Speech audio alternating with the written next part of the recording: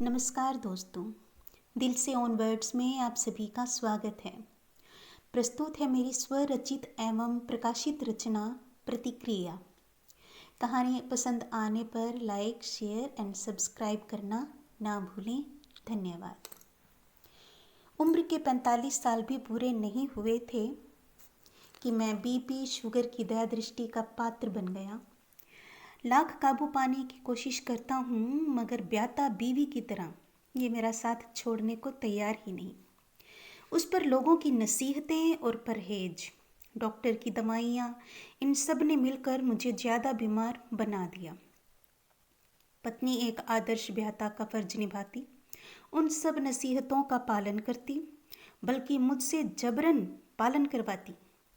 कभी करेले का जूस, करेले की सब्जी, सोयाबीन, इन सब को झेल झेल कर मेरी खाने पीने की इच्छा शक्ति ही लुप्त हो रही थी। इस पर मेरे वजन को लेकर डॉक्टर ने मुझे घूमने फिरने की हिदायत दे डाली। चैन की नींद जो आज तक नसीब होती थी, वो भी अब लुप्त होने की आशंका थी। भगवान अब बख्शो मुझ गरीब को। मैं विचारों में खोया था कि देखा, पत्नी फिर से नाश्ते में करेले की सब्जी, मेथी की रोटी मेरे सामने ले आई। क्यों जी, क्या बुराई है इन सब में? क्या पकड़े ही रखोगे मेरी इन सौतनों को? वह दवाई की शीशी हाथ में नचाते हुए बोली। तभी मेरा बेटा जिम में पसीना बहाकर मेरे कमरे में आया। माँ के सुर में सुर मिलाने की कमी थी शायद। डैडी, मम्मी ठीक कहती है, मेरे दोस्तों के फादर आपसे भी ज़्यादा उम्र के हैं, मगर फिटनेस के मामले में जवानों को भी पछाड़ते हैं। बेटा, तू कल से जिम छोड़। तेरे डैडी को सुबह मॉर्निंग वॉक पर ले जाया कर। वैसे भी डॉक्टर बता रहे थे कि सुबह शाम की सैर इनके लिए अच्छी है। पत्नी ने अपनी शुभ राय अपने होनहार बेटे को देते हुए कहा। अगले दिन से ये अभियान भी शुरू हो गया। मेरा श्रवण बेटा, जो सिर्फ माँ का ही आज्ञाकारी था, पिता की आज्ञा का पालन जो कभी कभी, वो भी जब जेब ठंडी होने लगती, तभी करता था। मुझे 5 बजे उठाकर पास के ही गार्डन में ले गया। 2-4 दिन की जद्दोजहद के बाद मुझे इस आदत को अपनाना पड़ा। उस दिन मेरे श्रवण बेटे को दूसरे शहर जाना पड़ा, इसलिए पत्नी ने मुझे उठाया और आनाकानी करने पर दरवाजे से बाहर धकेल दिया। अंदर से दरवाज़ा बंद कर लिया। मरते क्या न करते, जाना पड़ा। मगर सुबह की ठंडी ठंडी हवा बेंच पर बैठते ही मुझ पर हावी हो गई और मन में एक झपकी और लेने की सोची। वैसे भी आज मेरे साथ कोई रोकने टोकने वाला भी नहीं था, मगर तभी एक मधुर सी आवाज़ मेरे कानों में टकराई। Hello uncle. नज़र उठाई तो देखा कि 20-21 वर्ष की सुंदर सी बाला जॉगिंग सूट में ही मुझसे ही मुखातिब थे। हेलो, मैं झेंप मिटाते हुए इधर उधर देखते हुए बोला।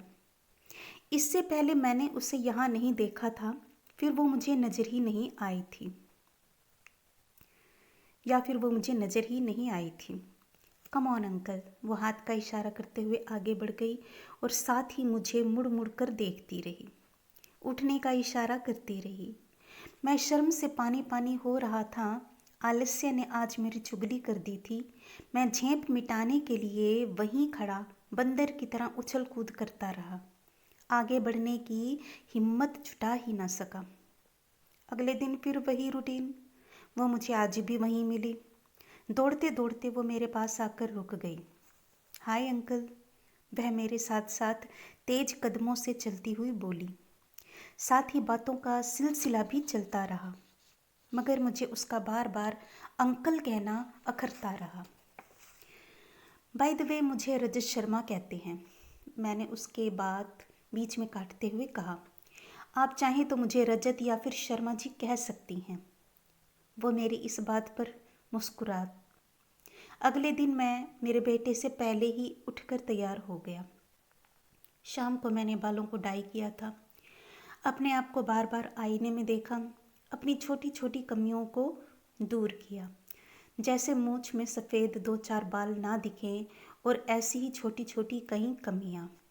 अब तो रोज़ सुबह होने का इंतज़ार रहता है। मैं और खुशी अच्छे दोस्त बन रहे थे। पत्नी और बेटा मेरे इस व्यवहार से कुछ संदिग्ध तो थे, मगर खुश थे।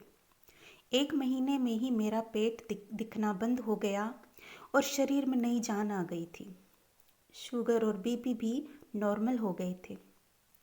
उस दिन मेरे बेटे का जन्मदिन था।